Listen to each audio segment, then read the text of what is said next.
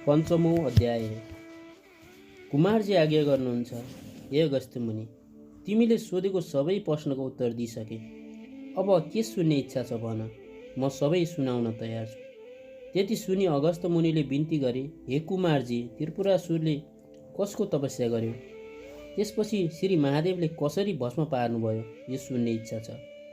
त्यो सबै आज्ञा होस्।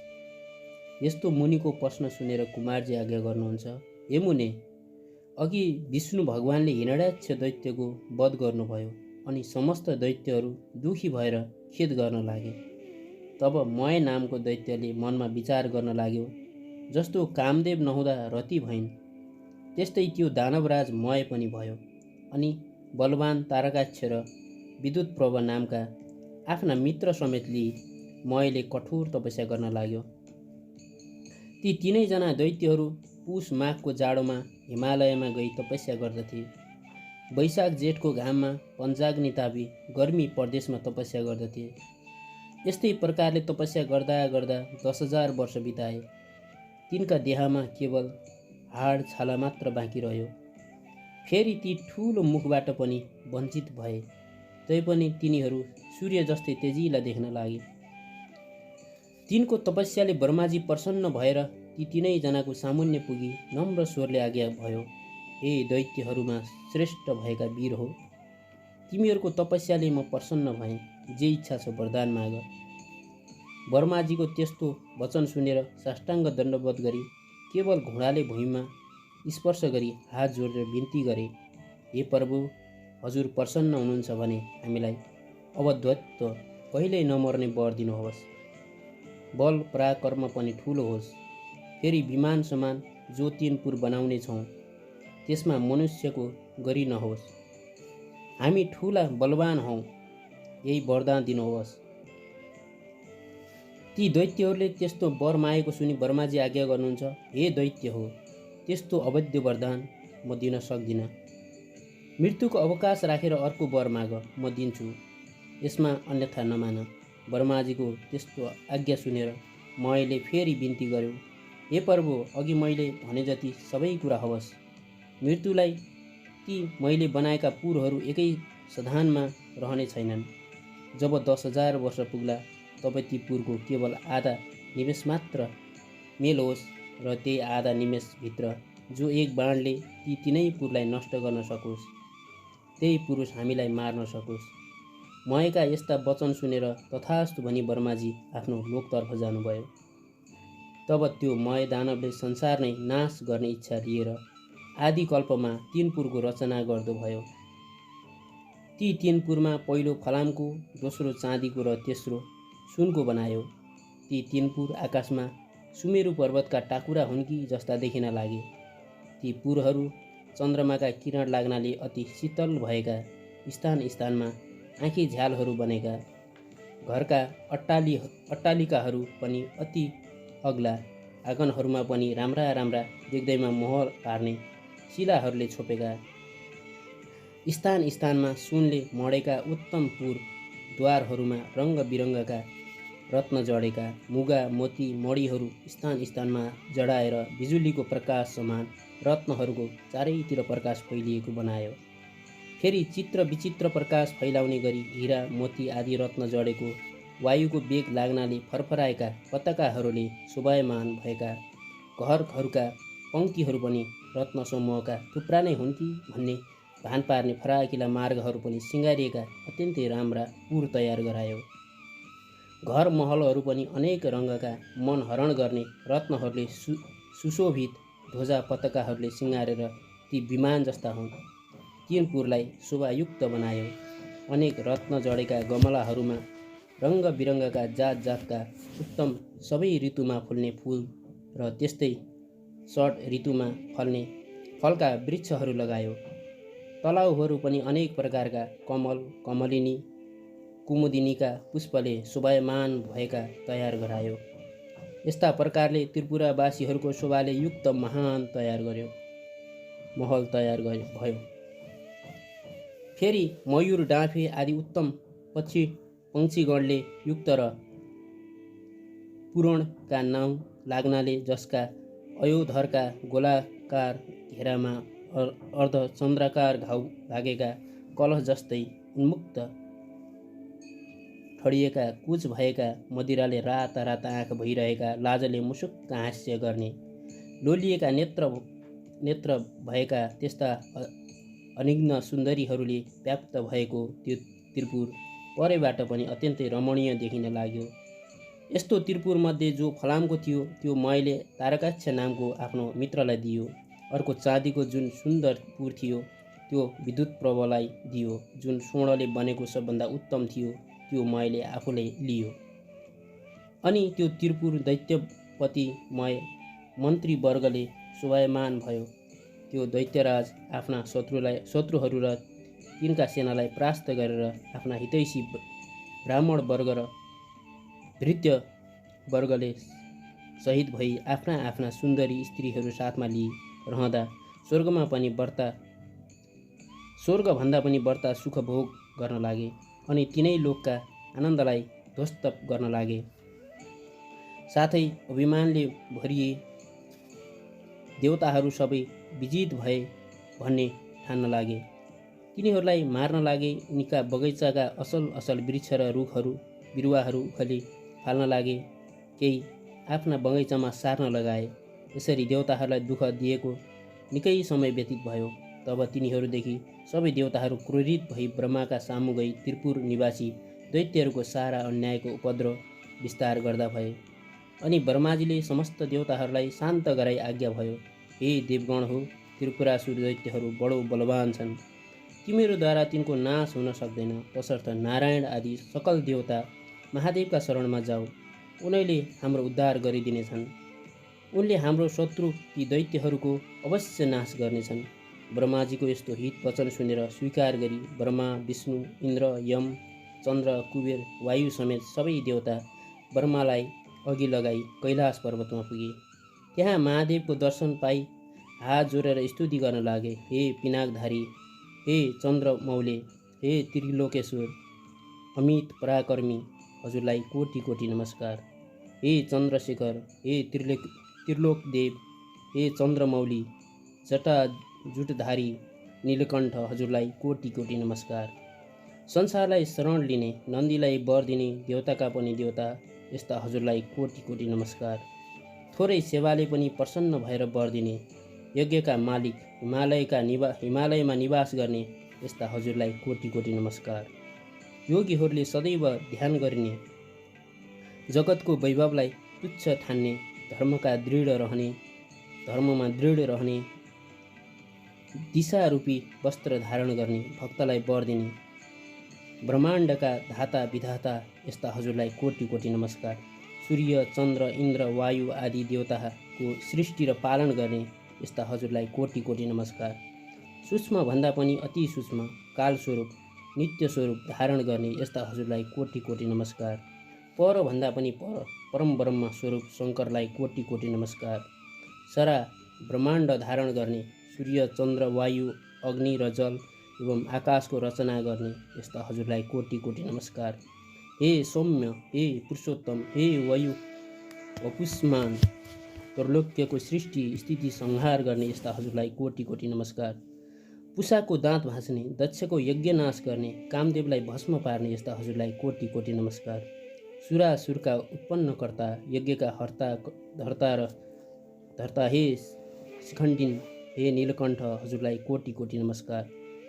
निरन्तर सुधा स्वरूप, पार्वतीका भर्ता, गणेश कुमारका पिता, हजुरलाई कोटि कोटि नमस्कार। सदा मत्स्यरूप वरदान दिने, हे विश्वेश्वर, हे ब्रह्मात्मन, हे वरदाता, हजुरलाई कोटि कोटि नमस्कार। हे योगेश्वर, हे चण्डीश्वर, हे रुद्र, हे सर्व, हे शम्भु, हे भीम, हे ईश्वर, हजुरलाई कोटि कोटि नमस्कार छ। हामीदेखि प्रसन्न हुनुहोस्। यस्तो देवताहरूले कातर भएर स्तुति गरेको सुनि तिनका मनको भय जानी आज्ञा गर्नुभयो, हे देवता हो, जे इच्छा छ सो वर माग। मैले नदिइने संसारमा केही वस्तु छैन। म इच्छा पूर्ण गर्न तयार छु। जे इच्छा छ निशङ्क भएर माग। यस्तो महादेवको आज्ञा सुनि प्रसन्न भएका देवताले विनम्र स्वरमा बिन्ती गर्न लागे, हे प्रभु, ब्रह्माका वरले उन्मत्त भएका मय आदि दानवले हाम्रा उर्वशी, मेनका आदि अप्सराहरू बलजफ्त लुटेर लगे।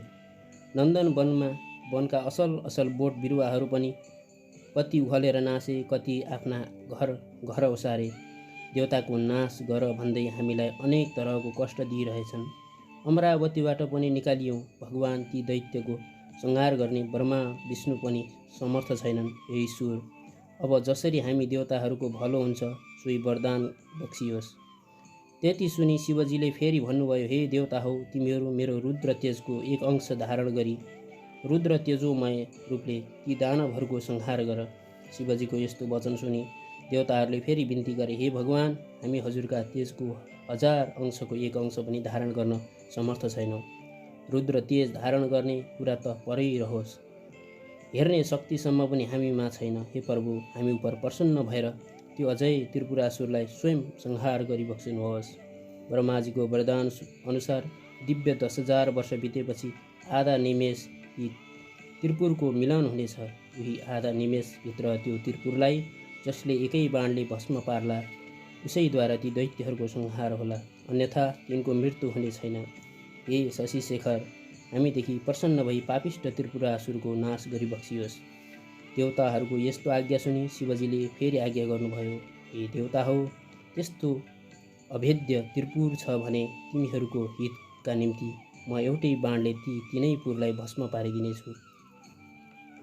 त्यस्ता अझै दानवहरूका साथ युद्ध गर्दा मेरो शक्ति थाम्न सक्ने हिमालय पर्वत समान मेरो निम्ति एउटा रथ तयार पार, अनि म युद्धमा जानेछु। महादेवको यस्तो आज्ञा सुनि प्रसन्न भएका देवताहरूले प्रणाम गरेर हवस् भनी तत्काल विश्वकर्मालाई डाकी महादेवको निम्ति समस्त देवतारूपी अवयव भएको सुवर्णमय रथ तयार पारे। त्यस रथका दुवै पाङ्ग्रा चन्द्र सूर्य भए। दक्षिण पाङ्ग्रामा 12 सूर्य भूषण बनाइयो, माया चक्रमा 27 नक्षत्र 16 कला भूषण गराइयो। 6 ऋतु रथका दायाँ बायाँ राखिए। आकाशको गजुर र पाङ्ग्रा अडाउने दण्ड मन्दराचलको बनाए। ऐन र सम्वत्सर रथका बेग भए। 4 समुद्र रथका कुण्डलिका भए। गङ्गादि समस्त तीर्थ राम्रा राम्रा वस्त्र आभूषण पहिरी स्त्री रूप धारण गरेर हातमा चमर लिई रथमा उभिए। सारथी स्वयं ब्रह्माजी बने। ब्रह्मास्वरूप ओमकारको कोर्रा बनाए र विन्ध्याचलको छत्र निरूपण गरे। मन्द्राचलको पार्श्व दण्ड बनाए। सरस्वती घण्ट भइन्। श्रीनारायण अग्निबाणको टुप्पो भए। 4 वेद 4 घोडा भए। ताराहरू घोडाका गहना भए। हे अगस्त मुनि, यसरी समस्त वस्तु त्यस रथका अवयव भए। यसरी जब धनु बाण सहित रथ तयार भयो तब पृथ्वी र आकाश कम्पित पार्दै भगवान शिव त्यस रथमा आरूढ हुनुभयो। त्यस रथका अघिपछि शिवका गण शङ्कुकर्ण, चण्डेश्वर, गणेश, नन्दी आदि प्रथम गणहरू शूल, पट्टिस आदि अनेक शस्त्रास्त्र लिएर शङ्ख, भेरी, मृदङ्ग आदि बाजा बजाउँदै महादेवमाथि अनेक थरीका पुष्पको वर्षा गराउँदा भए। त्यस बेलाको रुद्र तेज सहन नसकी समस्त देवता मोहमा प्राप्त भए। महादेवले देवताहरूको स्थितिदेखि आफ्नो तेज खिची केही कम पार्नुभयो, अनि देवताहरू रुद्र तेज सहन गर्नमा किञ्चित समर्थ भए।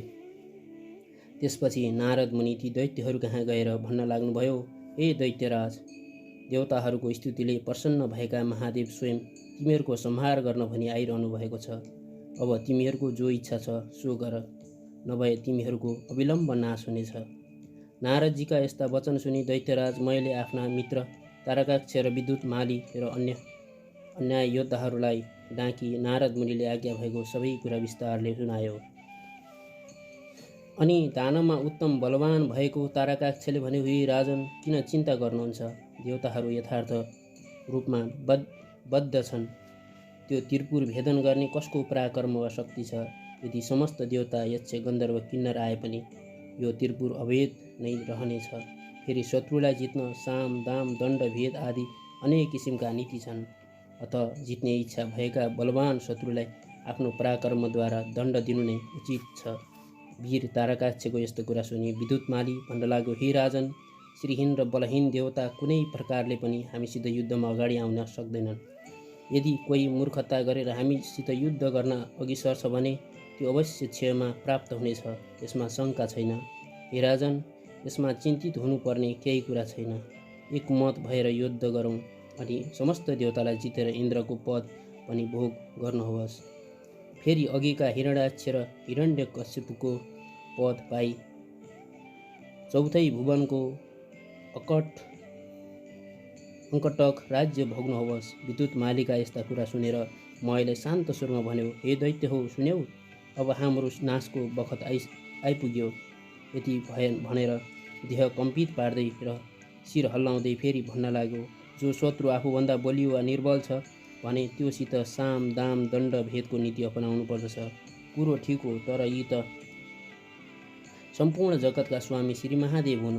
उनी दानव र देवताभन्दा धेरै व्रता श्रेष्ठ छन्। यदि देवताको हितका लागि उनी स्वयं हामीलाई मार्न आइरहेका छन् भने यसको त कुनै पनि उपाय छैन। केवल महादेवको नजिक गई उनलाई नमस्कार गरौँ अनि मेरो यो अन्तिम निर्णय हो।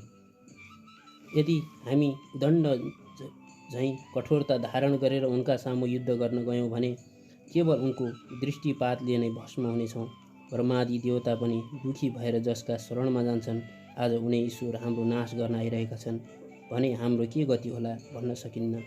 जो क्षण मात्रमा सम्पूर्ण सृष्टि पालन र नाश गर्न सक्दछन्, जो जगतका कारक र मुक्तिदाता पनि हुन्, ती महादेवसित युद्ध गरेर हामी कसरी जित्ने आशा गर्न सक्दछौँ? हे वीर हो, हाम्रो विधिहीन तपले के हुन सक्दछ? फेरि त्यस्तो फल हामीले धेरै बेरसम्म भोग गरिसक्यौँ।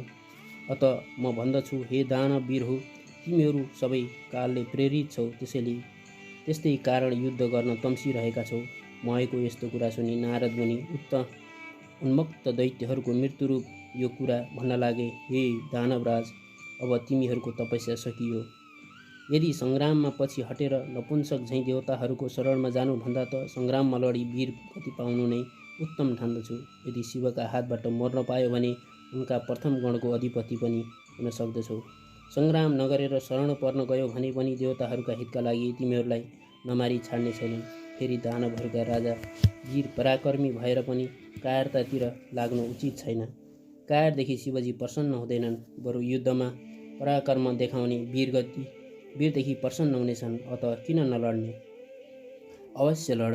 यदि संयोगले जित्यो भने तिनै लोकको सुख भोग गरौला। नारद मुनिका यस्ता कुरा सुनेर तारकाक्ष र विद्युतमाली दानवहरू आयुष्य क्षीण भइसकेका हुनाले दानवराज मयले पनि आफ्ना सहयोगीहरूको कुरा सुनि अब समस्त दानव वंशको संहार हुने समय भयो भन्ने जानी नारदजीले आज्ञा भएको उचित हो भनी समर्थन गरे अनि समस्त दैत्यहरूलाई युद्ध गर्न उद्यत पारी मयसित बिदा मागी महादेव कहाँ गएर उहाँ भएको सबै कुरा निवेदन गरे। त्यसपछि समस्त दानवहरू युद्धको इच्छा गरी अनेक तरहका शस्त्रास्त्रले सज्जित भई लड्न तयार भए।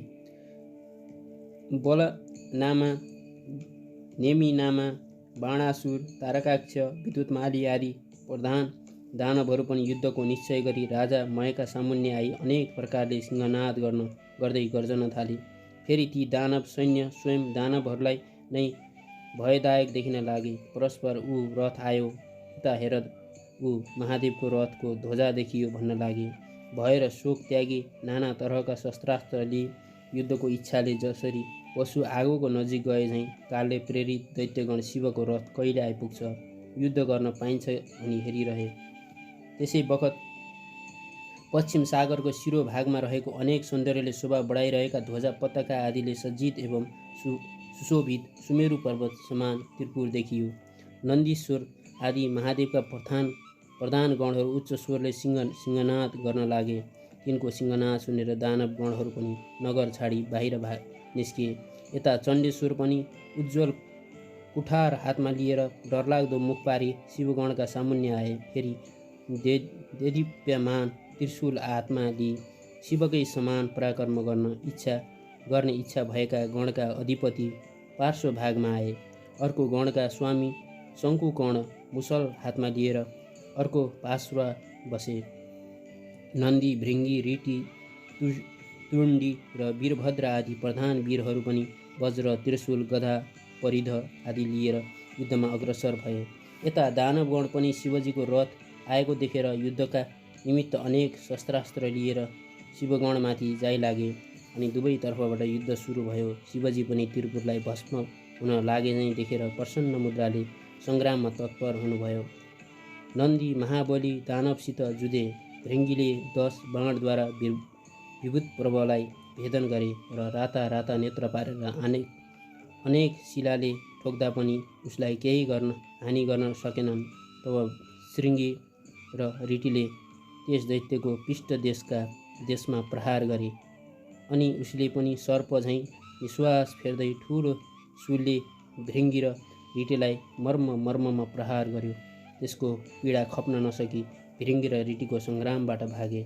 त्यस दानवराजले जब तिनीहरूलाई त्यसरी भगाएथ्यो तब गणनायक गणेशलाई पनि 1000 सहरको प्रभावले घायल तुल्यायो। फेरि 63 र 10 बाण थपेर गणेशको सर्वाङ्गमा घाउ गरायो।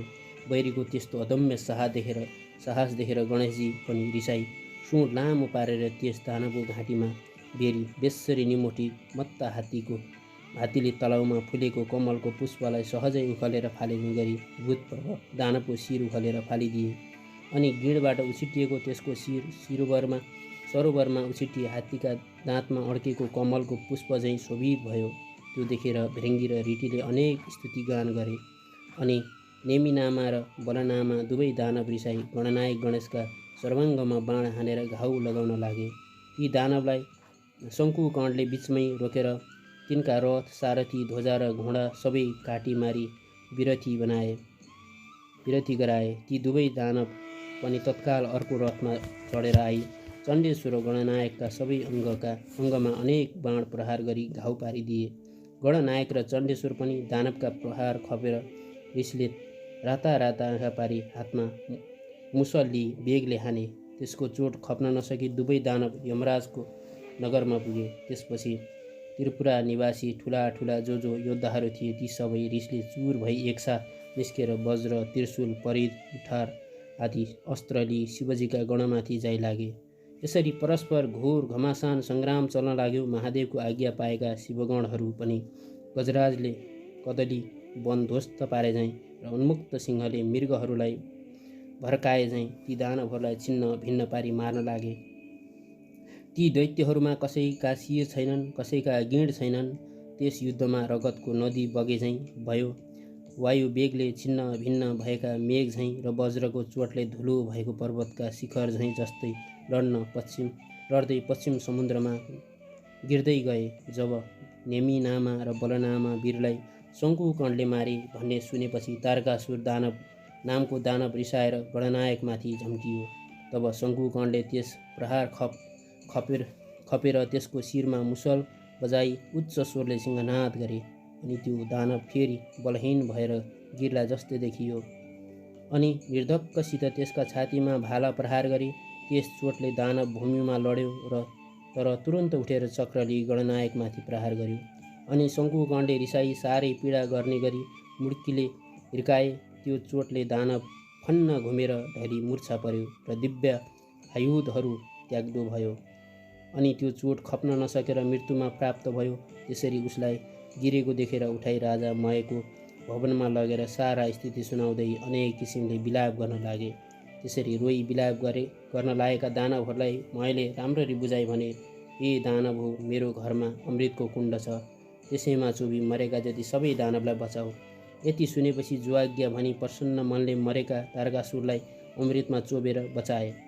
मरिसकेका वीरलाई पनि जीवन प्रदान गरे भन्ने खुसीले राजा मयलाई सबैले बारम्बार प्रणाम गरे।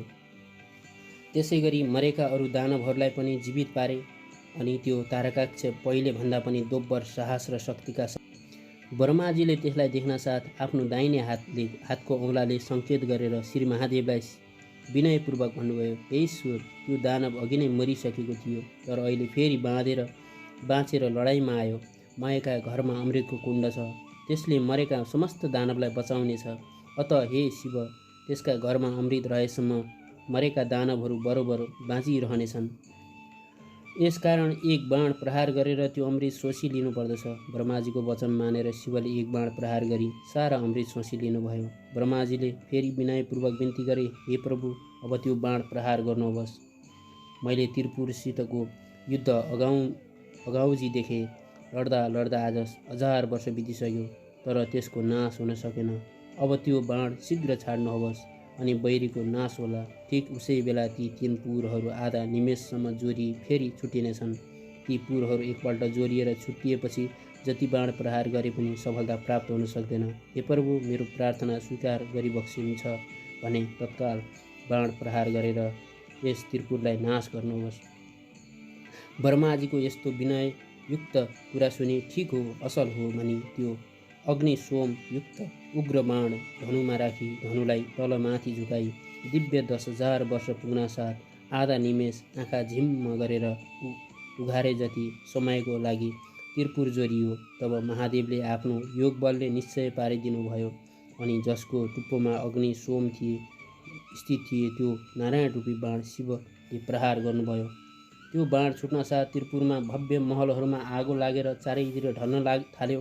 धिक धिक कष्ट कष्ट भन्ने शब्द सुनिन थाल्यो। महादेवले तत्काल नन्दीलाई भन्नुभयो, त्यो मय दानव मेरो प्रिय भक्त छ, त्यसलाई अग्निले नडराउन्। श्री महादेवको यस्तो आज्ञा पाउनासाथ वायु रूप भई बाणभन्दा पनि बेगले गई मयको घरमा नन्दीले देखे।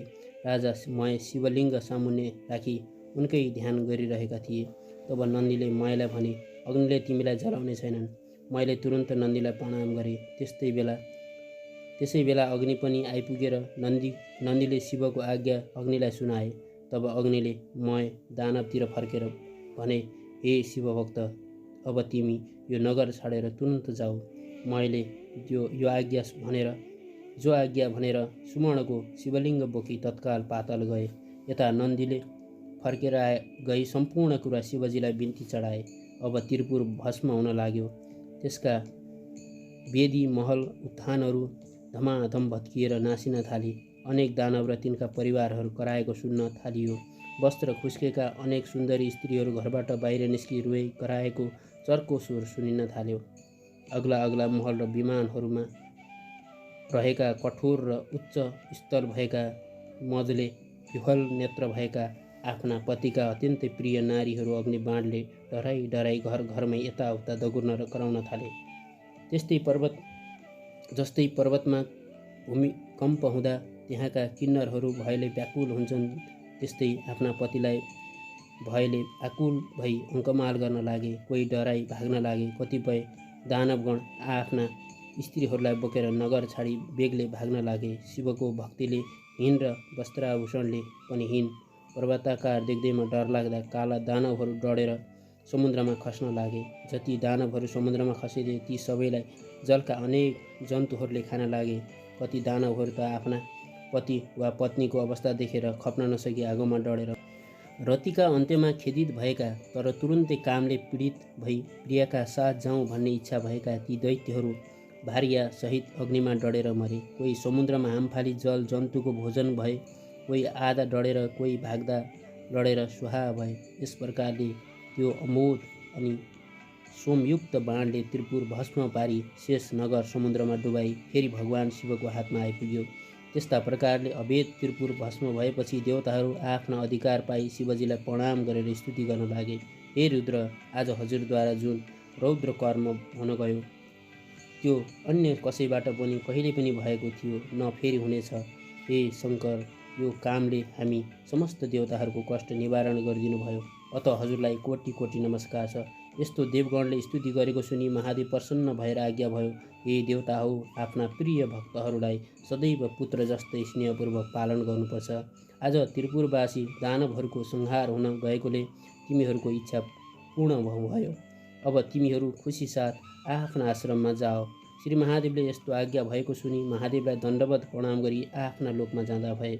देवताहरू गएपछि नन्दी, भृङ्गी, भूत, प्रेत, पिचास, डाकिनी, साकिनी सहित भएर शिवजी कैलाशपुरी पाल्नुभयो। हे अगस्त्य मुनि, यो सहसा कसैले वर्णन गर्न नसक्ने त्रिपुर दाह मैले सुनाएँ। जो शिवभक्त खुसी साथ यो कथा सुन्ला वा सुनाउला त्यो समस्त पापबाट मुक्त भएर मरेपछि शिवको पार्षद भएर सधैँ कैलाशमै बस्न पाउनेछ।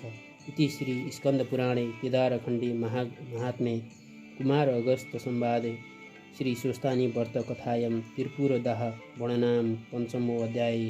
हरि नमः।